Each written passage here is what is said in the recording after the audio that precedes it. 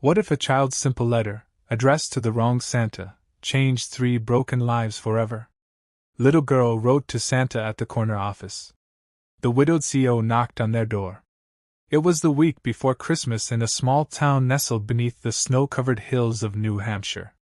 The streets shimmered with lights, shop windows glowed with wreaths and ribbon, and the air carried hints of pine and cinnamon. But in a crumbling apartment above a laundromat, Christmas felt far away. 6-year-old Ellie sat cross-legged on a worn carpet, tongue between her lips, gripping a red crayon. Her golden curls bounced as she carefully wrote, each letter larger than the last. "Dear Santa at the corner office," she began. She had overheard someone say that powerful people who could really fix things, worked in corner offices. And if Santa was real, surely he had one, too. Her mother, Clara, moved quietly in the small kitchen. Her blonde hair was pulled into a messy bun, loose strands framing a tired but kind face.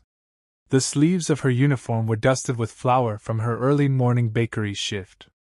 She hummed under her breath, not realizing her voice shook from exhaustion. The radiator had broken again. A space heater buzzed near the window, barely holding off the cold.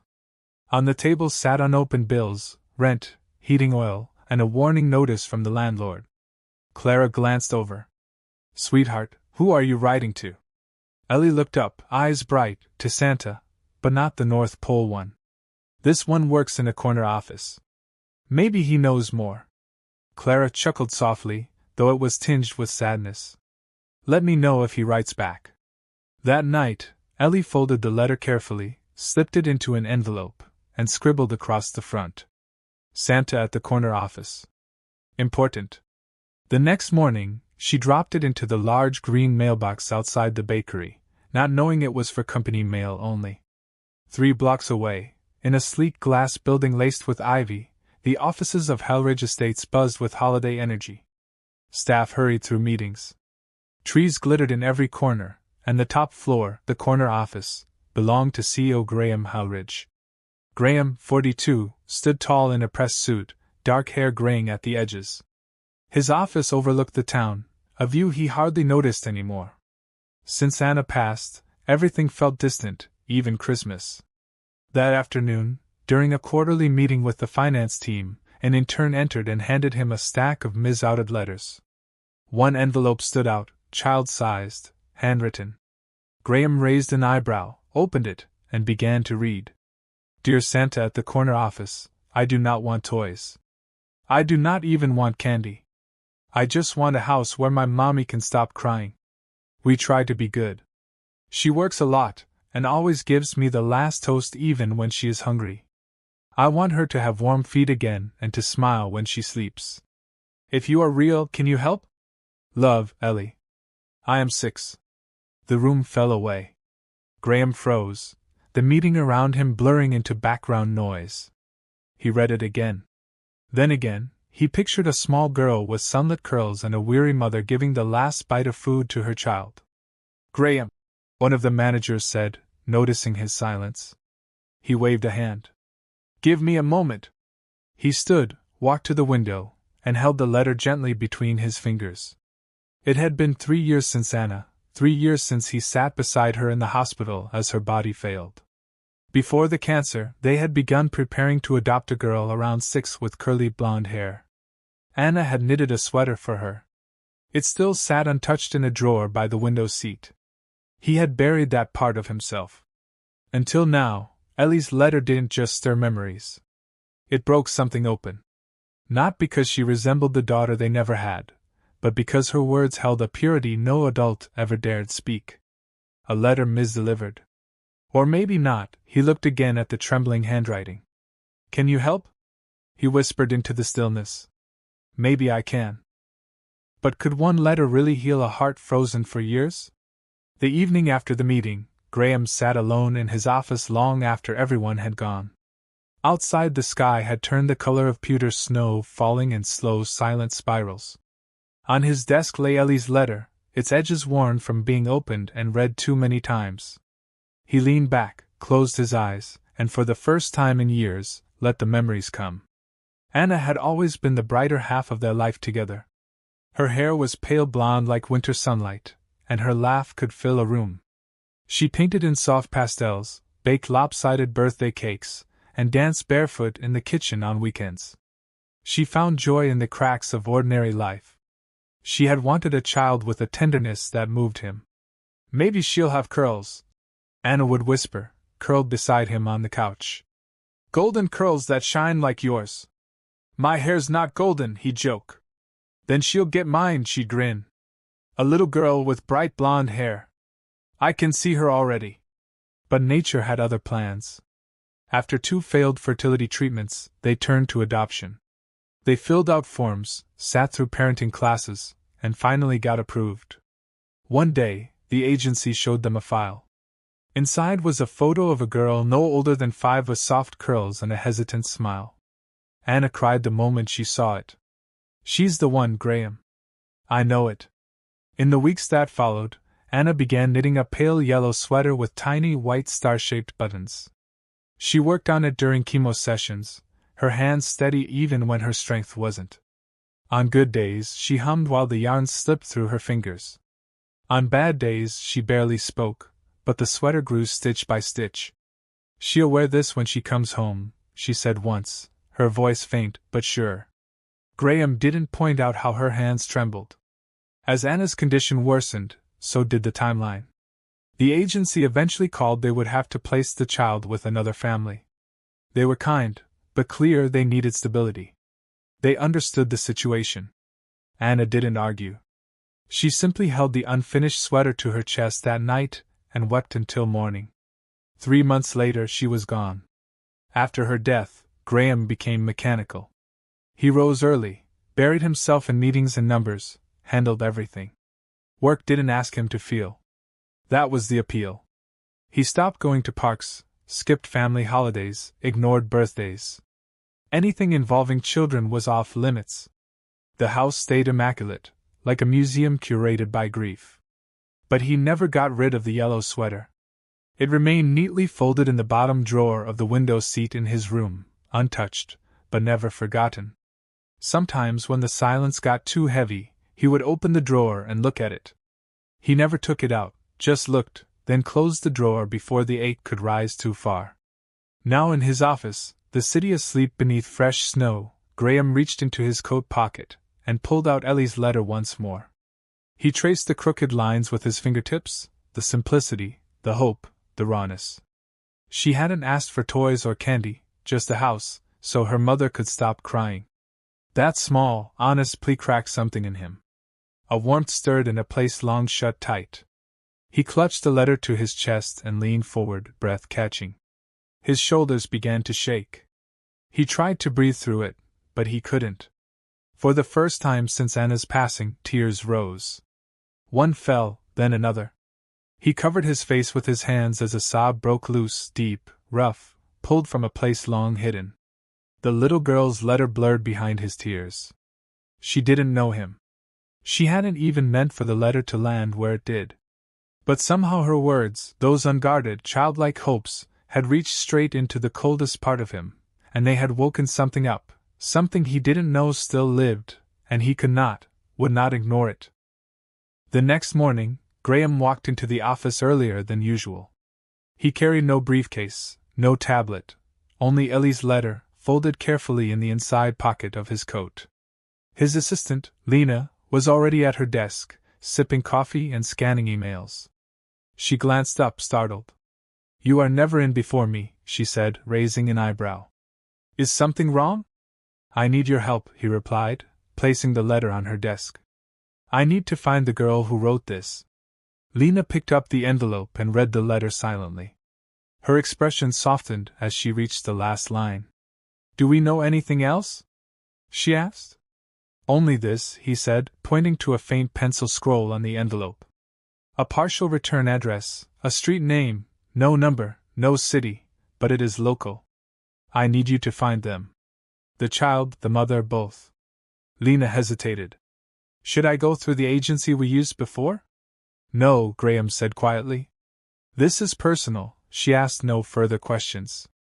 By afternoon, she returned to his office with a printed sheet and a knowing look. There is one apartment building on that street. Unit 4B, she said.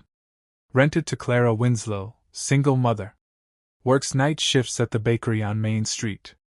Daughter's name is Eleanor Winslow. Goes by Ellie, 6 years old. Graham stared at the name, running a thumb along the edge of the paper. Would you like me to call her? Lena asked. He stood. No, I will go myself. Clara was sweeping the entryway of their tiny apartment when a knock sounded firm, polite, unfamiliar. She wiped her hands on her apron and opened the door cautiously. A tall man stood in the hallway dressed in a charcoal coat, December wind still clinging to his shoulders. He looked utterly out of place in the dim corridor. Miss Winslow? He asked. She nodded, guarded. Yes, my name is Graham Helridge. He hesitated, clearing his throat. I believe your daughter wrote me a letter. Clara's brows drew together. I do not understand. He reached into his coat and pulled out the envelope addressed in Ellie's careful handwriting. She sent this to Santa at the corner office. It ended up at my desk. I run Helridge Estates. Clara blinked, baffled. This must be a mistake. Before she could say more, Ellie appeared, rubbing sleep from her eyes. She spotted the envelope in Graham's hand, then looked up at him with dawning excitement. You are him, she whispered. You are Santa at the corner office. Graham gave a soft, disbelieving smile. I suppose I am. Ellie rushed forward and threw her arms around his legs before Clara could react. Ellie. No. Clara protested, cheeks flushing. It is all right, Graham said gently, lowering himself to one knee. Hello, Ellie. She leaned back to grin at him. You got my letter? I did, and it was the most important thing I have read in a very long time. Clara stepped between them slightly, still wary. Look, I do not know what you think is happening, but we are not a charity case. I know that, Graham said, sincerity steady in his voice. This is not charity. I simply wanted to meet the little girl who wrote something that reminded me what it feels like to feel. Clara hesitated, studying him. Something in his expression, perhaps the tired honesty, softened her stance. At last, she stepped aside. You can come in just for a moment. Inside, the apartment was small but warm. A little tree with 3 ornaments stood in the corner. Ellie spread her coloring books out on the rug, eager to show him every page. And then Graham saw it when the sunlight through the window brushed her curls. When she smiled up at him with bright, unguarded eyes, the memory hit him like a blow. The photograph Anna once held, the little girl they almost adopted. Ellie looked just like her. His breath caught. Time stopped. Not because Ellie was a shadow of the life he lost, but because here she was, real and alive, in a tiny apartment that smelled faintly of crayons and cinnamon, and she had called him Santa.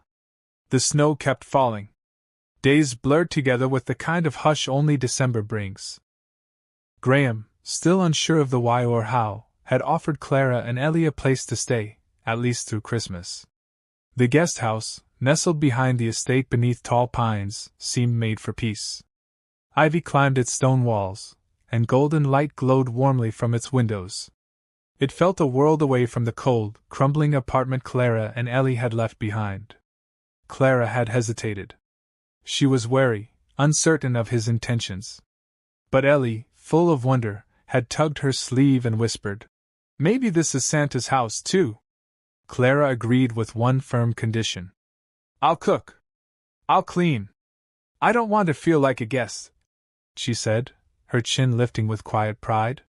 Graham only nodded. From the first morning, something shifted. Clara awoke before dawn, her blonde hair pulled into a loose bun, sleeves pushed up as she moved through the small kitchen, humming softly. Her eyes still carried the weight of too many sleepless nights, but they sparkled when Ellie came bounding in, asking for snowman pancakes with a giggle. One morning, Ellie tripped and scraped her knee. Clara didn't panic or scold. She simply knelt, cradled the child gently, and sang a lullaby so soft it stilled the room. Graham had stood quietly at the top of the stairs, frozen, not because of the melody, but because of how Clara filled the space around her with peace. He had never seen anything like it. Meanwhile, Ellie attached herself to Graham completely. Each day brought a new picture, a wild question, or a plea for help. They spent long hours together finishing a wooden ship Graham had started years ago, but never completed. One afternoon, as the snow fell thick and soft outside, Ellie pointed to the carved figurehead and asked, "Who is she?" Graham paused. "A fairy," he said gently, "with hair like snow. She used to live here before she turned into stardust." Ellie gave a solemn nod, and later that night she added a tiny paper crown to the ship's bow. Clara watched from a distance. She noticed the way Graham bent low to meet Ellie's gaze, how his hands were steady, kind. At first she stayed guarded, but slowly she began to see something more behind his stillness, something gentle. One evening, while Clara was upstairs putting Ellie to bed, Graham visited their old apartment. He'd already sent someone ahead with the paperwork. By the time he returned, the past had been erased. No more unpaid rent, no more heating bill, no eviction notice taped to the door. He never told her. But the next morning, under Ellie's pillow, he left a small card. The handwriting was steady, careful. "Santa always hears the wishes of the truest hearts." Clara found it later. She said nothing. But that night, as she tucked Ellie in, her hand lingered a moment longer on the blanket. Then the storm came. A blizzard swept through the town, knocking out power across the region. In the guest house, candles flickered, casting warm shadows. Graham built a fire, and Clara made cocoa, heating biscuits in a pan over the flames. Ellie curled up between them, eyes reflecting the soft light like stars. They spoke quietly, voices hushed. "I used to dream of owning a bakery," Clara said, staring into the fire. "Nothing big, just a little place with a yellow awning and a chalkboard menu." Graham turned to her. "What stopped you?" She gave a small smile. "Bill's life, Ellie, and somewhere along the way, I stopped believing it could still be mine." They sat in silence, the kind that did not feel empty. Graham studied her face, how strength and softness shared space in her eyes. Ellie had dozed off in Clara's lap, thumb under her chin, golden hair spilling across her arm. Graham whispered, "You really do make this house feel alive again." Clara looked up, caught off guard, but his face held no pity, only quiet sincerity. She did not speak. She just smiled faintly. It wasn't quite hope, but it was close enough. The days before Christmas drifted by like snowflakes, one gentle moment after another. The guest house was warmer now, not just from the fire, but from the laughter that echoed through its walls. Clara's cookies filled the air with cinnamon and clove, and Ellie never strayed far from Graham's side, chatting endlessly about snow angels, and how maybe Santa had traded his sleigh for a corner office. But beneath the surface, Clara was changing. One afternoon, returning from the store, she passed the main house. Its front door was ajar, and from the porch, she heard Graham's voice, low and sincere. "I want to find a way for them to stay past Christmas," he said. "I don't want them to feel like this is temporary." He was speaking to Lena. Clara recognized the calm, professional tone of his assistant. Clara froze. Her heart fluttered with something unfamiliar, but then just as quickly it dropped. She stepped away before she could hear more. That night, her phone buzzed with a message from a former coworker she hadn't spoken to in months. "Careful, Clara. I know men like him. Rich guys don't give without wanting something back." She stared at the screen. She shut off the phone, but the words stayed. The next morning, she skipped breakfast with Graham and Ellie, saying she had errands. When Graham offered to help bring down holiday boxes, she refused. She began speaking less, smiling less, looking away when he looked her way. Graham noticed. So did Ellie. One evening, Graham invited them to walk the garden path, now lit with strings of white lights. Clara shook her head. "It's cold," she said, avoiding his eyes. "Are you sure?" he asked gently. "I'm sure," she replied. "You two go." He nodded, but something in his chest pulled tight. He left with Ellie, who kept glancing back toward the guest house. That night, once the house was still, Clara sat at the kitchen table. Behind her, A half-packed duffel bag waited on the floor. She picked up a pen and wrote slowly. Dear Graham, thank you for everything. For the warmth, for the kindness, but we can't stay. This world, it's not ours. Wishing you peace, Clara. She folded the letter, placed it on the table, and turned off the lights. Quietly, she packed Ellie's things. A few clothes, a stuffed bunny, a crayon drawing from the wall. She had just zipped the last pouch when a small voice behind her whispered, Where are we going? Clara turned. Ellie stood in the doorway, blanket in hand, eyes wide with sleep and fear. We're just heading home, Clara said softly.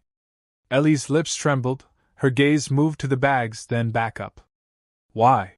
She asked. Clara knelt beside her. Because this isn't really our life, sweetheart. It was just a visit. Clara searched his face. There was no pressure in his voice, only something soft, vulnerable. She nodded. They drove in quiet through the outskirts of town. Pines lined the road, heavy with snow. The world felt hushed. When the car slowed and turned into the small cemetery near the woods, Clara's breath caught. She glanced at Graham, but he kept his eyes ahead. They parked near a path of stone markers, the ground blanketed in white. Graham stepped out and opened the trunk. He pulled out a simple bouquet of white lilies wrapped in brown paper. Clara followed him through the snow-covered path until they reached a modest headstone. Anna Halridge, beloved wife, bright soul, forever a light. Graham knelt and placed the bouquet at the base of the marker. He brushed away a few fallen pine needles, then stood silently. Clara waited beside him, her hands in her coat pockets, unsure of what to say. After a long pause, Graham finally spoke. She was everything you might imagine. Light in every room, fierce in every fight. She made life feel like an adventure. His voice did not tremble, but there was a weight to it. The kind that came from remembering without being consumed. We wanted a child, he continued. We were weeks away from adopting, a little girl, golden-haired, quiet eyes. Anna had already knitted her a sweater. Clara's eyes softened. But when Anna's health collapsed, I let the adoption go. I told myself I was protecting the child. Truth is, I was protecting myself. He turned toward Clara then, his eyes steady. For years, I closed every door that led to anything resembling love. I kept busy, efficient, safe. He took a breath. Until Ellie's letter. Clara looked away, blinking quickly. But this is not about Ellie, he said gently. She is extraordinary. Yes, but it was you, Clara. Clara turned back to him. Eyes wide. You brought warmth into rooms that had forgotten how to hold it. You brought music into silence. You smiled at strangers, even when you were exhausted. You gave without ever asking for more. He paused, then stepped closer. Anna is a part of me I will always carry, but she is not holding my heart anymore. That part woke up for you. Clara's lips parted, but she said nothing. Graham's voice grew quiet, but more certain than ever. Clara, I thought I could never love again. I truly believe that. And then somewhere between your laughter in the kitchen and the way you hold your daughter when she sleeps, I started hoping again. He held her gaze. I find myself waiting for your voice in the morning, for your footsteps down the hall, for the way your face softens when you're lost in thought. You are not Anna. You are you. And it is you I love. The cold air stilled between them. Clara swallowed hard, her breath visible in the winter air. Then slowly she stepped forward. She reached for his hand, took it gently, and lifted it to rest over her heart. Her voice was quiet but clear. I am scared too, she said. But this, she pressed his hand just slightly. This is beating for you. And for the first time in years, Graham felt the weight in his chest give way to something bright. Not grief, not memory, but love. Living, breathing, undeniable. The days that followed the visit to the cemetery were quiet, but something between Graham and Clara had changed. Undeniably, gently, completely. There were no grand declarations after that moment, no promises made in haste, just a new kind of stillness, a peace. Clara moved through the house with a softer gaze, and Graham found himself looking up more often, listening for her laugh, for Ellie's footsteps on the stairs, for the sound of life returning to his home. But Graham had never been one for half measures. And love. True love deserved more than just warmth. One morning, before the sun had fully risen, Graham drove to the county office. It was snowing lightly as he stepped inside the small government building. The woman at the front desk recognized his name immediately. Still, he waited patiently, filled out each form with steady hands, and signed his name with quiet purpose.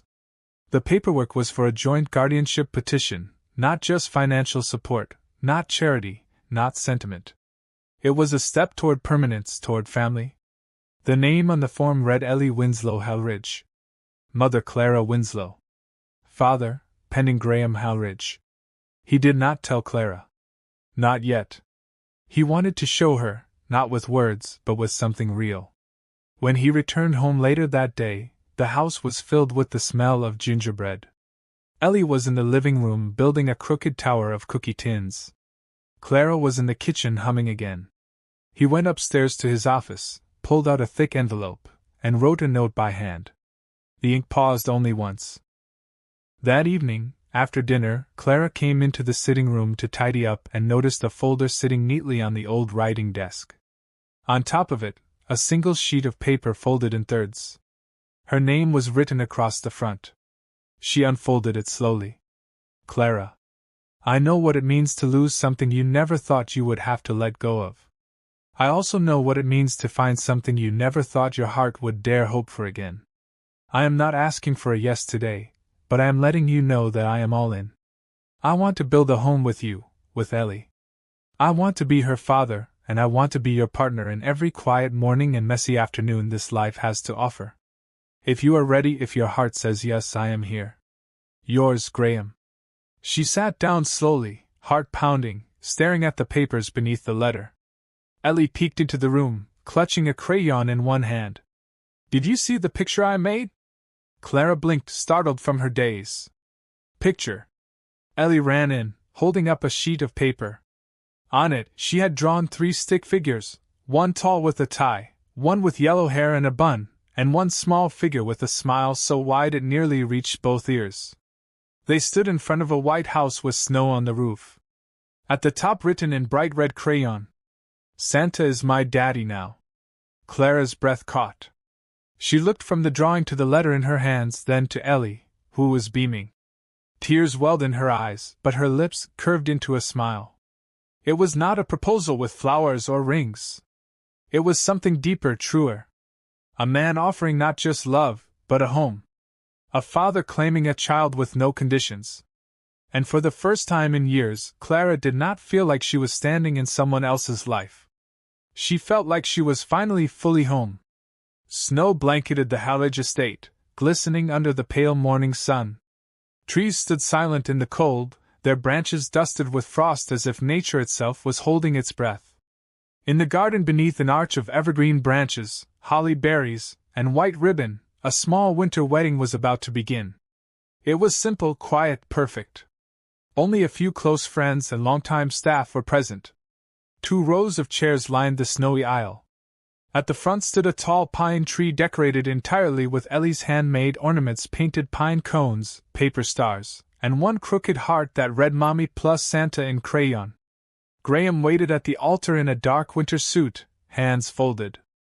But when Clara stepped into view, something shifted in his expression. She wore a modest white dress with long sleeves, the hem grazing the snow. Her blonde hair was curled softly, swept to one side with a sprig of holly above her ear. She didn't look like a storybook bride. She looked real, steady, home. And to Graham, that was everything. As she reached him, he took her hand, then leaned in and whispered, I'm not marrying the past. I'm marrying the future, and it's you. Clara's eyes welled, but she didn't blink. She wanted to remember every second. Ellie stood to the side in a white dress, cheeks rosy from the cold. She tossed dried flower petals into the air, watching them fall like snow. Then she twirled with theatrical grace, her skirt spinning like a snowflake. The ceremony was short, but no one there would ever forget it. When they were pronounced husband and wife, Clara and Graham turned to Ellie. She ran into their arms and they held each other laughing, breathless, whole. That night, after the guests had left and the snow muffled the world outside, the little family sat by the fire in the main house. Wrapped in blankets, they watched the flames flicker behind the glass. Above the fireplace, a simple wooden frame held Ellie's letter, the one addressed to Santa at the corner office. Beside it was a small photo of Anna smiling under the sun, her pale hair lifting in the wind. Not a ghost, but a quiet blessing. Clara glanced at the photo, then at Graham. He reached for her hand. She gave it a soft squeeze. On the rug, Ellie lay coloring something with deep focus. After a few minutes, she stood, stretched, and handed Graham a folded piece of paper. He opened it slowly. The handwriting was neater this time. More deliberate. Dear Santa at the corner office. You didn't bring me a toy. You brought me home. And love. That's more than I asked for. Thank you. Love, Ellie. Graham's throat tightened. He could not speak. Clara rested her head against his shoulder. Ellie climbed into their laps without a word, exhaled softly, and let her eyes drift closed. Outside, the snow kept falling. Inside, something sacred settled over them. Not just warmth, but peace, a kind of joy that had been earned. A little girl had written a letter from a cold apartment above a laundromat. And somehow, it had found its way to the right desk, and love at long last had found its way home.